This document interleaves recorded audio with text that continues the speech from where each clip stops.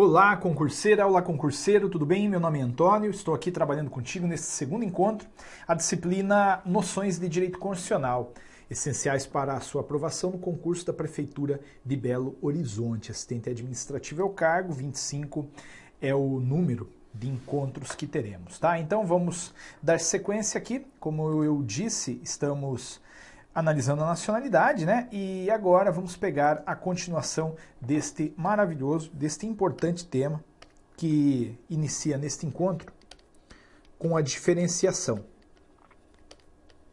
Entre quem, Antônio? Entre natos e naturalizados. Então vamos analisar a diferença entre brasileiros natos e naturalizados. Veja, na aula passada a gente estudou quem é o brasileiro nato, né? Quem é também o brasileiro naturalizado. Só para lembrar, são brasileiros natos os nascidos na República Federativa do Brasil, ainda que de pais estrangeiros, desde que eles não estejam a serviço do país de origem. Demos exemplos. Também são brasileiros natos os nascidos no estrangeiro, de pai brasileiro ou de mãe brasileira, desde que qualquer um deles esteja a serviço da República Federativa do Brasil.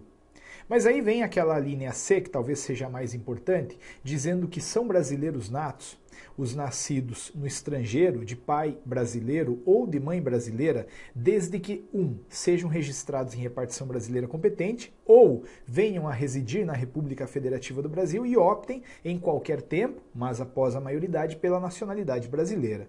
Estas são as hipóteses de brasileiros natos. Qualquer coisa diferente disso não deverá ser marcada como verdadeira, né? A alternativa não poderá ser marcada como verdadeira. Também há brasileiros naturalizados, e aqui, como estabelecemos lá na aula passada, temos que ser muito diretos e objetivos e cartesianos e separar da seguinte maneira: originário de país de língua portuguesa. São dois os requisitos: residência ininterrupta por 1 ano e idoneidade moral. Agora, os demais, os que vêm de países que não falam língua portuguesa, assim pensaremos para a prova, os requisitos são dois. São residência ininterrupta por mais de 15 anos, e ausência de condenação penal, ok? Então, conversados estamos em termos de revisão, sabemos novamente, né, quem é o nato, quem é o naturalizado. Agora vamos ver a diferenciação que há entre eles. A regra, evidentemente, é não diferenciar. Então você pode anotar aí, a regra é não diferenciar. Sim, a gente não viu ainda, mas partimos de uma ética de igualdade, né? E dentro dessa ética de igualdade, não vamos estabelecer tratamento diferenciado entre eles. Isso você vai encontrar lá no artigo 12, parágrafo 2º, essa regra confirmada. A lei não poderá estabelecer distinção entre brasileiros natos e naturalizados, salvo nos casos previstos na Constituição. Então, quando a Constituição autoriza, aí a diferenciação até pode acontecer. Agora, quando não há um suporte constitucional, aí esqueça, diferenciação não há, não pode haver, beleza? Mas, vamos tocar o barco aqui. Partindo do pressuposto de que a não diferenciação é a regra, temos que concordar que há uma exceção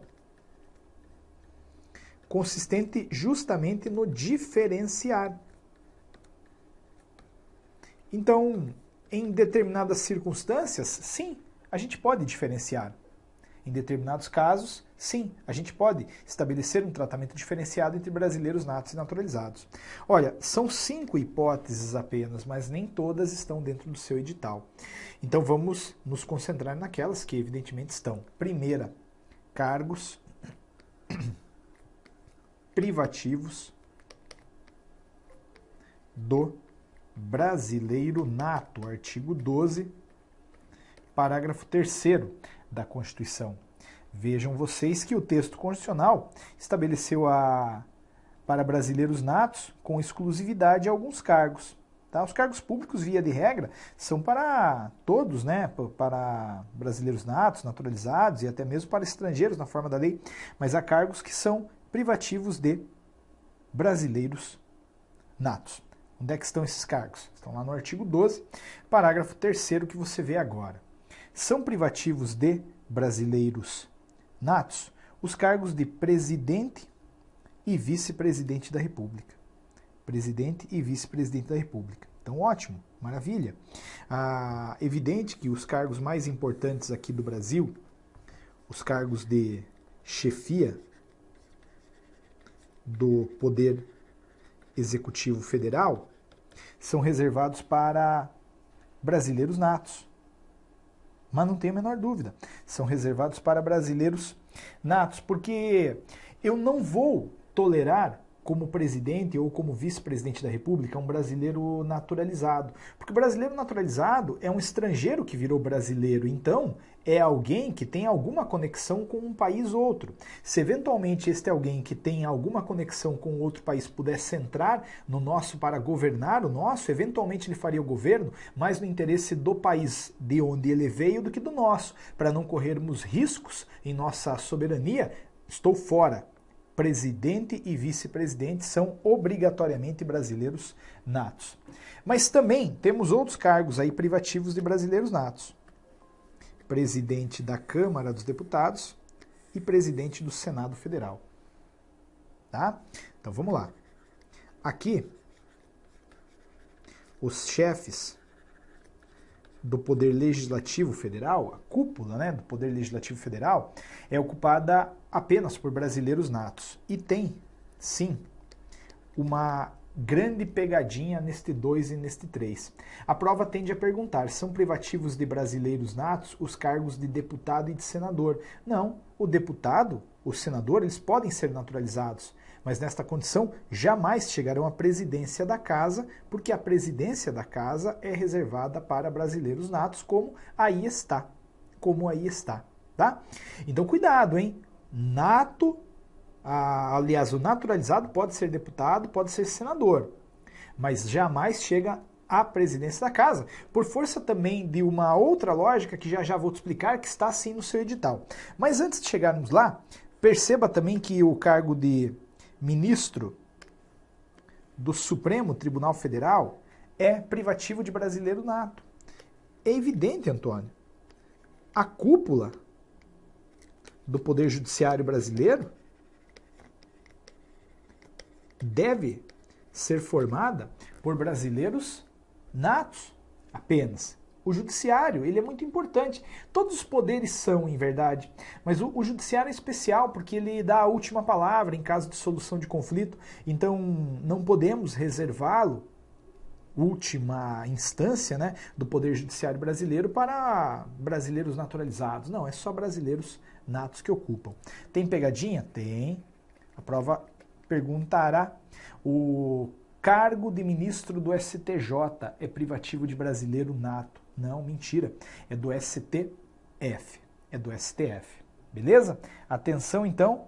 Tome bastante cuidado com esse ponto que aí está. Agora, como eu disse, por detrás dessa lógica há uma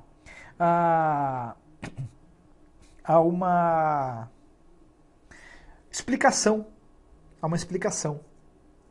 Além de a Constituição ter fixado estes cargos aí no 12, parágrafo 3º, como privativos de brasileiros natos, temos que entender que há uma lógica por detrás. Qual foi a lógica que levou o texto constitucional a colocar estes que aí estão como brasileiros natos? Veja, vamos pensar a partir da lógica de substituição do presidente. Você sabe que o cargo é do presidente, mas sabe que também o presidente pode um dia faltar, ficar doente, viajar. E aí, quem é que assume? Bom, se o presidente não pode ir, quem vai trabalhar é o vice-presidente da República. Se o presidente da República está fora e o vice também, quem assume é o presidente da Câmara dos Deputados. Mas se esse também não pode, quem assume é o presidente do Senado Federal. Se este não pode, quem assume é o presidente do Supremo Tribunal Federal, que é escolhido dentre os ministros que são brasileiros natos.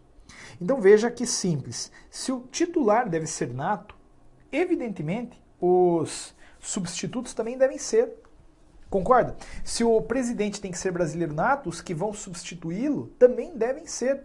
E aí você já tem algo que está lá no artigo 81 da Constituição, que está dentro do seu edital, resolvido. Temos aí a substituição do presidente. Lembrando que a substituição aí é temporária, é momentânea. Quer dizer, a Dilma, ela tá lá com cólica, tá com cólica, não foi trabalhar. Quem é que vai trabalhar? É o vice. Mas cessada a cólica, lá tomou Buscopan, né, que toma, aí ela volta pro cargo, o vice volta e assim sucessivamente. Beleza? Então, veja que esse ponto aqui tem chance de cair tanto numa discussão relacionada à nacionalidade quanto numa discussão relacionada a poder executivo. Depois, também são privativos de brasileiros natos os cargos de carreira diplomática. Sim, porque o diplomata é um leva e traz. O diplomata fica levando informações do Brasil para fora e trazendo informações de fora para o Brasil.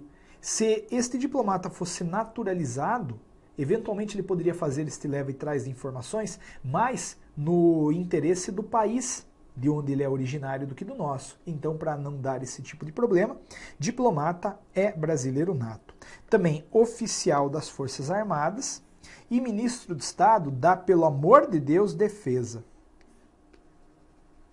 Aqui é uma questão de soberania. É uma questão de soberania que está por detrás deste inciso 7 e também do 6 e do 5, de certa forma. O cargo de ministro de Estado da Defesa é privativo de brasileiro nato. Nato, o naturalizado não pode. Imagine um paraguaio naturalizado brasileiro sendo ministro de Estado da Defesa.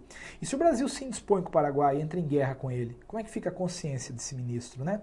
Então, para evitar problemas, ministro de Estado da Defesa é cargo privativo de brasileiro nato. Mas, Antônio, e essa pegadinha aí?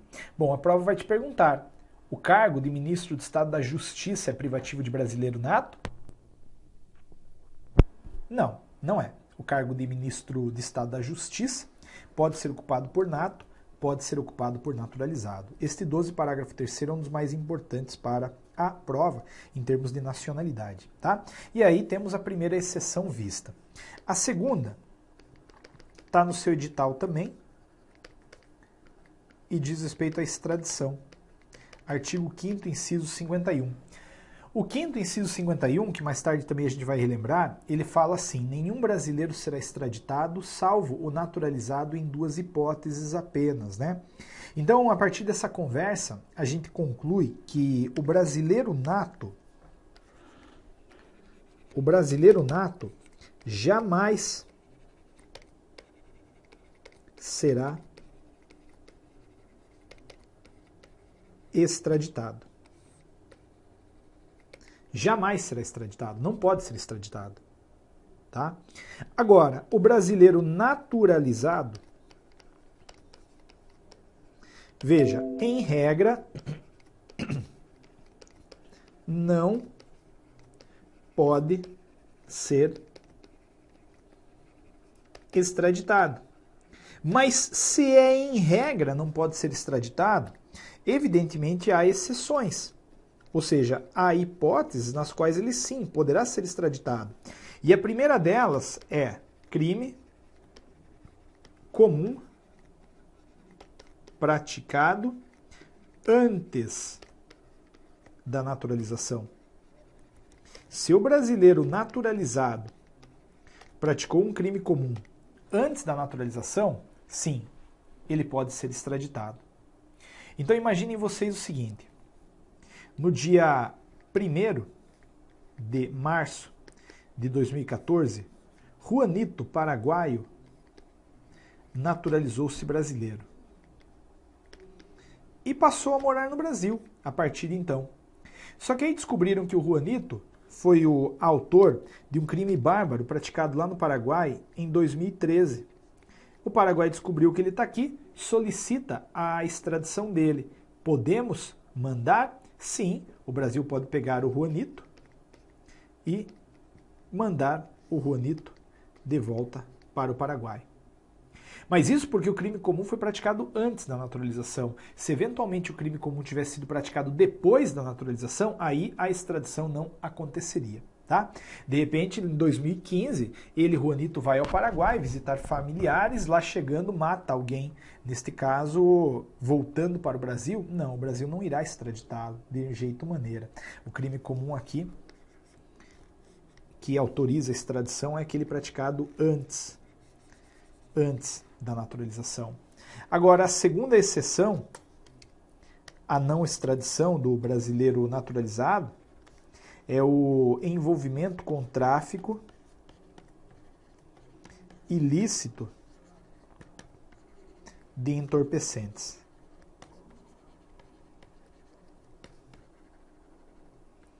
Tráfico ilícito de entorpecentes. Em tráfico ilícito de entorpecentes, antes ou depois, a extradição pode ser feita. Então, se ele foi pego antes ou após 1º de março de 2014, levando ou trazendo drogas do Paraguai para o Brasil, foi pego aqui, o Paraguai solicitou a extradição, pode extraditar, não tem nenhum problema. Olha, estas duas exceções, elas estão sim no seu edital. Elas podem cair seguramente. A gente está falando do artigo 12, parágrafo 3º, estamos falando aí do artigo 5º, inciso 51. Tem mais duas que não caem, tá? Artigo 222 da Constituição Federal e também artigo 89, inciso 7. Depois, se tiver curiosidade, dá uma lida neles, mas são diferenciações que não caem. Agora tem uma outra diferenciação que pode sim cair. Anote aí o artigo 12, parágrafo 4º, inciso 1º da Constituição Federal, que diz: somente o naturalizado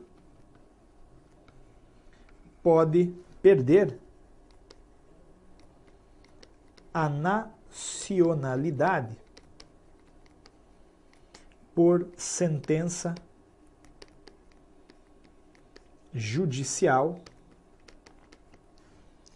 reconhecendo a prática de atividade nociva ao interesse nacional. Desculpe a longa transcrição, mas é necessário. Então, somente o brasileiro naturalizado pode perder a nacionalidade por sentença judicial, reconhecendo a prática de atividade nociva ao interesse nacional. Isso quer dizer que o brasileiro nato, ele pode ter praticado uma atividade muito nociva ao interesse nacional e ele não será punido com a perda da nacionalidade. Agora, o naturalizado, sim. Isso está lá no artigo 12, parágrafo 4º, inciso 1º, mas isso também eu vou explicar daqui a pouco melhor num tema novo, chamado perda de nacionalidade. Por enquanto aqui apenas separe da seguinte maneira: não, o nato não perde a nacionalidade por sentença judicial declarando a prática de uma atividade nociva ao interesse nacional. O naturalizado, sim. Sim. Tá? Beleza. Ótimo. Próximo ponto, já que temos concluídas as diferenciações. Olha, também, pelo amor de Deus, as diferenciações que há entre brasileiro nato e naturalizado, e que estão no seu edital, são esta, e esta, né? A, B e a E. Nada diferente disso deve ser considerado como tratamento diferenciado. Por exemplo, o brasileiro naturalizado não pode votar? Pode, claro que pode, preenchidos os pressupostos da capacidade eleitoral ativa, ele pode votar sim, a gente já vai ver isso daí. Depois a gente vai para um novo ponto, que vai levar aí uns minutinhos para a gente concluir. 1.4, perda de nacionalidade. Perda de nacionalidade. Veja, aqui eu tenho que fazer um mapa para você. O 12, parágrafo 4º, ele tem dois incisos. Tem o 12, parágrafo 4º, inciso 1 e o 12, parágrafo 4º, inciso 2. O 1 estabelece uma hipótese de perda de nacionalidade apenas para o brasileiro naturalizado. O 2 para o nato e para o naturalizado.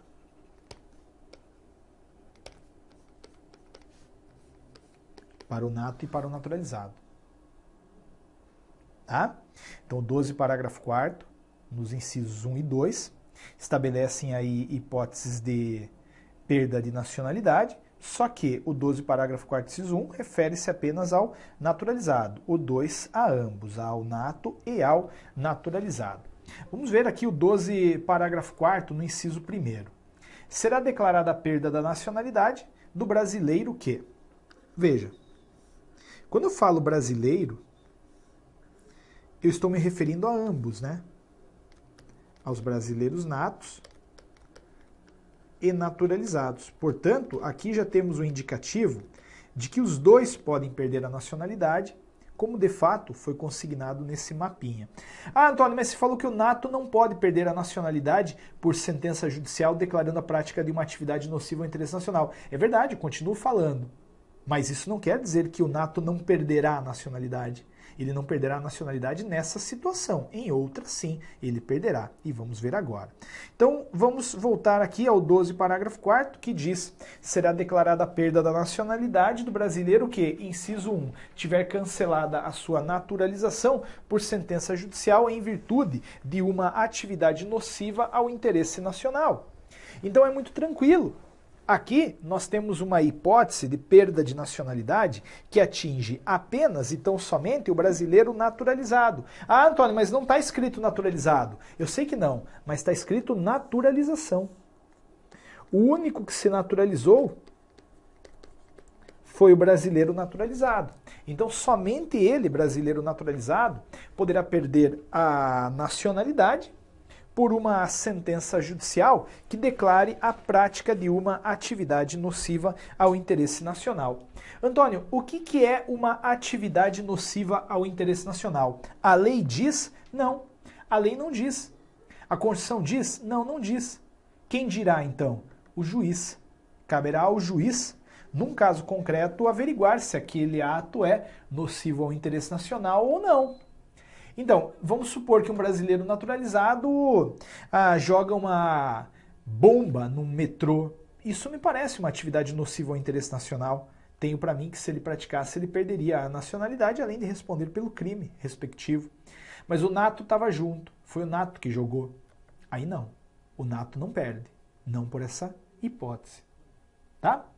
Depois, será declarada a perda da nacionalidade do brasileiro que adquirir outra nacionalidade. E aqui muito cuidado. Qualquer brasileiro, porque aqui não há uma ressalva quanto ao nato ou ao naturalizado, que adquirir outra nacionalidade perde a nacionalidade brasileira. Ah, Antônio, mas pelo amor de Deus, eu tenho dupla nacionalidade, eu vou perder a nacionalidade brasileira então? Olha, não necessariamente. Aqui eu quero muita atenção. Vamos ler a exceção primeiro, e aí a gente explica a regra. Então, será declarada a perda da nacionalidade do brasileiro que, 2, adquirir outra nacionalidade, salvo nos casos de reconhecimento de nacionalidade originária pela lei estrangeira. Então, quer dizer, se você adquiriu lá fora uma outra nacionalidade de maneira originária, você não perderá a brasileira. Essa nacionalidade originária, a gente já tinha conversado sobre isso na aula passada, independe da vontade individual. Ela é adquirida, então, de maneira involuntária. Concorda? Quando uma outra legislação, uma legislação estrangeira, vem e dá a você a nacionalidade daquele país, sem que você tenha pedido, você obviamente não vai perder a nacionalidade brasileira. Pegando um caso real e depois um caso fictício que talvez seja mais fácil compreender. A Constituição da Itália, ela fala que o italiano que nasce em qualquer lugar do planeta, o neto do italiano que nasce em qualquer lugar do planeta, será considerado italiano. Veja que coisa, então. A Constituição da Itália fala, o neto do italiano que nascer em qualquer lugar do planeta será considerado italiano. Vamos supor que você é neto de italiano. Parabéns. Você é italiano também. O fato de a Constituição deles ter te dado tal condição, contudo, não faz com que você perca a nacionalidade brasileira. Por quê? Porque você não pediu. Foi adquirida tal nacionalidade de maneira involuntária. Você nasceu numa circunstância em que o texto constitucional deles diz: esse cara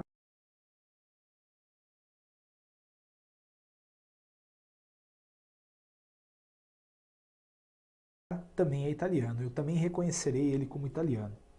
Bom, se eu não perco a nacionalidade brasileira quando adquiro outra nacionalidade de maneira involuntária, eu perco a nacionalidade brasileira quando eu adquiro outra nacionalidade de maneira voluntária. Então, a ideia aqui é a seguinte: quando eu adquiro uma nacionalidade secundária ou derivada, que é justamente aquela que depende da vontade do indivíduo, sim, eu perco a nacionalidade brasileira. Como assim, Antônio? Imaginem que o fulano decidiu tornar-se venezuelano naturalizado. Ele fala assim, eu quero ser venezuelano naturalizado. Pois bem, esse que quer ser venezuelano naturalizado vai até a Venezuela, pega lá a lei e vê. Ah, tenho que ficar para ser venezuelano naturalizado? 20 anos na Venezuela. Beleza, vou ficar. Tem que falar a língua que se fala na Venezuela. Beleza, vou aprender. Tem que ter posses na Venezuela. Beleza, vou conquistá-las. Ao final de tudo isso, esse brasileiro, né, preencheu todos os requisitos, pediu a nacionalidade venezuelana, pau, deram para ele. Só que aí ele perdeu a brasileira. Porque diz a Constituição que quando eu adquiro outra de maneira voluntária, eu perco a brasileira. Sim, porque aos olhos da Constituição, você abriu mão da nacionalidade brasileira. Na medida em que você viaja, em que você vai para fora, para lá fora se submeter a critérios para a naturalização, quer a Constituição acreditar que você não quer mais ser brasileiro. Neste caso, portanto, você perde. Você perde. Tá? Aí alguém sempre fica com essa dúvida, né? Ah, Antônio, mas eu vi a minha tia indo para a Itália pedir a nacionalidade italiana. Sim, mas a tua tia muito provavelmente foi para lá para que a Itália formalizasse algo que já era dela. Ela já tinha nacionalidade. Ela só foi lá para comprovar, dizendo, está aqui minha certidão de nascimento, sou neto de italiano, né? Ah, eu quero a nacionalidade, me dá um documento, ponto. Não foi então essa pessoa constituir uma nacionalidade lá fora. Essa pessoa foi para lá fora ver declarada a nacionalidade que já era dela. Beleza? Show de bola. Então temos aí o 12, parágrafo 4º, no inciso 2 sendo visto. E também não será declarada a perda da nacionalidade do brasileiro que adquirir outra em caso de imposição de naturalização. Imposição como condição para a permanência no território estrangeiro ou para o exercício de direitos civis. Então a ideia é a seguinte, eu estou num território estrangeiro e este território me impõe a naturalização como condição para que lá eu permaneça, ou como condição para que lá eu exerça direitos civis. Nesse caso, não, eu não perderei a nacionalidade brasileira, não. Não, porque me foi imposta. Veja, é o mesmo raciocínio. Me impuseram essa nacionalidade, eu não pedi. Eu não escolhi, eu não fiz nada, só que eu fui forçado a tê-la. Fui forçado aí a conquistá-la. Neste caso, não perderei. Tá? Um exemplo, de repente, e esse é um exemplo fictício, né? O México tem lá uma lei dizendo que quando algum mexicano casa-se com uma estrangeira, a estrangeira adquire a nacionalidade mexicana. Então vamos supor que você, mineira, vai para o México e casa com um mexicano. Lá chegando, em razão do casamento, você adquiriu a nacionalidade mexicana. Você vai perder a brasileira? Não, não vai porque foi imposta para você, você não pediu, tá? Por fim, eu recomendaria a leitura aqui do artigo, vamos só colocar 1.5 português equiparado brasileiro. Eu recomendaria muito a leitura do artigo 12, parágrafo 1º. O 12, parágrafo 1º é o dispositivo que contempla aí o português equiparado ao brasileiro. Vamos dar uma olhadinha nesse dispositivo. Aos portugueses com residência permanente no país, se houver reciprocidade em favor de brasileiros, serão atribuídos os direitos inerentes ao brasileiro, salvo os casos previstos nesta Constituição. Então, quer dizer, se um português, e agora perceba que é um tratamento exclusivo para português, mudar para o Brasil definitivamente, não fala então em requisito temporal, como residência por 1, 2, 10, 20 anos, não. Se houver reciprocidade, quer dizer, se Portugal fizer o mesmo pelos brasileiros que lá estão, serão atribuídos a este português, aqui no Brasil, os mesmos direitos de um brasileiro, salvo eventuais exceções previstas na Constituição. Por exemplo, a gente vai tratar esse português como se brasileiro fosse, mas ele não vai poder querer ser presidente da República, né? Aí menos, né? Menos. Concorda? Show de bola. Esse é o 12, parágrafo 1º, pode ser o azarão aí para a sua prova.